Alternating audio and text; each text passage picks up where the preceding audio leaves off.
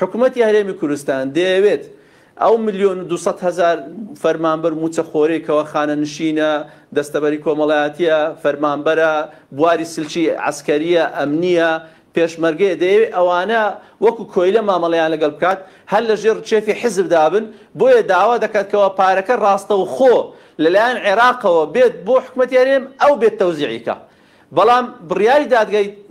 فیدرالی تەوتینی موچەکەوە لەسەر داوا ئێمە بووە داوای ئەومان کردەوە ڕاستەوخۆ موچەکە بدرێت بە فەرمانبەران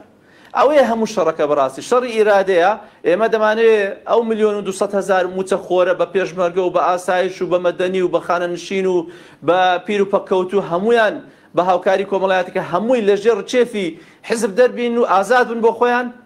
و حکوومەتی هەرێمی کوردستان دەیەوێت ئەو چین و توێژانە هەموو بکاتە کۆیلە و وەکو جاران مامەڵەیان لەگەڵ بکات و نایەوێت لەژێر ڕچێفی دەربێت هەموو شەڕەکە پوختەی شەڕەکە ئەوەیە نەتەوتینە نەهەژماری منە نەمەسلەی تەمویلە نەداتا و زانیاریە ئەو بابەتەکە ئەوەیە باشەکە دکتۆر جەنابەت باسیەوەت کرد ئەو لایەنەی کە ئێستا خۆی کردووە بە خاوەنی تەوتین لە دادگای فیدراڵی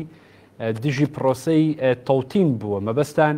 یەکگرتووی ئیسلامیە کە بەرگری لەوە کردووە موچە لە ڕێگەی حکوومەتی هەرێمی کوردستانەوە دابش بکرێت نەک بەڕاستەوخۆ لە عێراقەوە وایە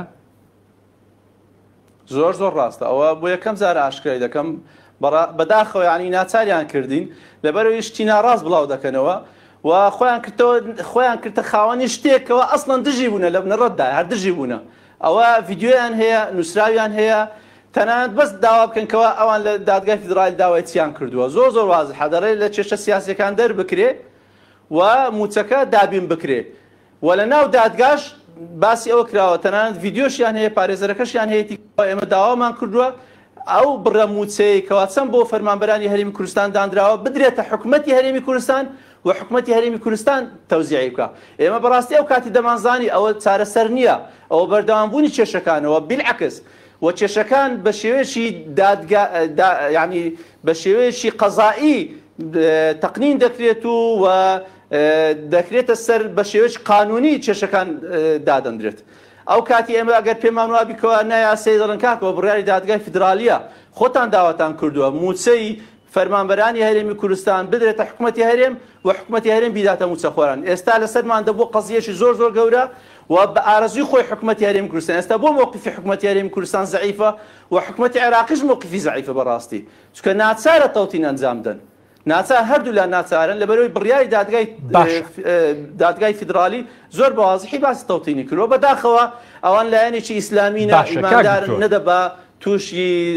تووشی قسەی ناڕاست بن بەداخەوە ئێستا حکوومەتی عێراق ئەگەر موچە بنێرێت بۆ حکوومەتی هەرێمی کوردستان 957 ملیار دەنێرێت ئەمە پێویستی موچەیە لە هەرێمی کوردستان خۆ ئەگەر بە شێوەیەکی ڕاستە و خۆش بیدات هەر هەمان بڕە بۆچی ئەم بیانوە دەگرێت بۆ ناینێرێ بۆ حکوومەتی هەرێمی کوردستان بڵێ ئیترێەوە خۆتان دابەشی دەکەن دابەشی ناکەن کەیفی خۆتان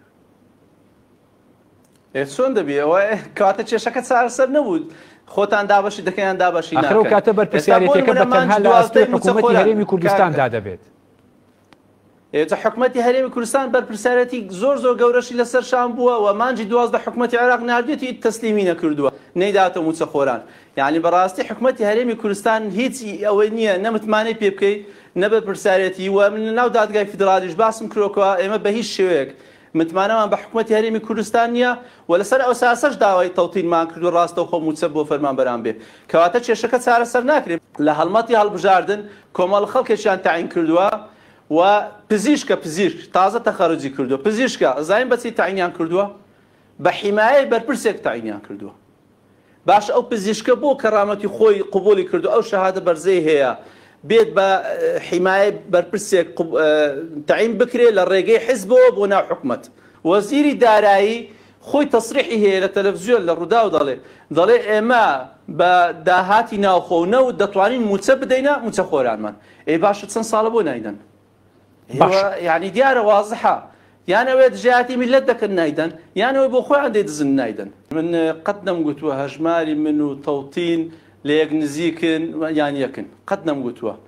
و هەرچی مقابلەی من هەیە بیبینەوە هەردەم من گوتومە تەنان بە نامەی تایبەتیشیان بۆ من ناردووە باسی هەژماری من کراوەتم کاکە هەژماری من لە کۆتاییدا ئەگەر هەر ناچار بووم بیکەن چونکە هەژماری من پرۆسەیەکی دەتوانین بڵێن حکوومەتی مەسرور بارزانیە تەوتین پرۆسەیەکی دەوڵەتداریە کەوا نەک تەنها لە هەرێم لە هەموو عێراق هەیە بەتایبەتی کاک مەسعود بارزانی دەبێت خۆی لەو شتانە پارێزیکەوە هەڕەشەیەک بکات نەتوانی جێبەجێ بکە بەداخەوە یعنی ئەوە بمانوێ نەمانوێ هەر لەسەر میلەتی کوردیش حسابە و خەڵکیشی لە دەرەوە تەمەشا دەکات دەڵێ ئەوە بزانە یەک لە سەرکردەکانیان هەر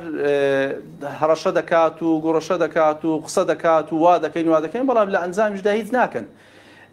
بەڕێی من حکوومەتی هەرێمی کوردستان و حیزبە دەسەڵاتدارەکان بە هاش و هوش و واز لە فشەفش بینن حکوومەتی عێراق لەسەرمان نهاتە جواب و دەسەڵاتدارانی زۆنی تێکەڵ لەگەڵمانە نەهات یعنی لەگەڵ خەڵکە ڕاستگۆ نەبوو نەهاتە جواب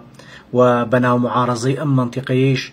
کە هەندێکیان زۆر پاکن و هاوڕێمانن دەزانین کە نیەتیان پاکە بەڵام بەدیلێکیان پێ نییە بۆ ئەوەی کە کاتێ ئەم خەڵکە موچەی بڕا بتوانن دینارێ بە خەڵک بن و زۆربەی زۆریشان لە سەتانەوە تونیان چەند کەسێکیان نەبێ وەک دکتۆر ڕەعد و چەند بەڕێزێکی تر کەناوەکانیانم لەبیر نییە هەمویانیان ئێستا ئەندام پەرلەمانن یان کۆنە ئەندام پەرلەمانن یان متەقاعدی بەغدان هیچ کاریگەریەکی لەسەر ئەوان نییە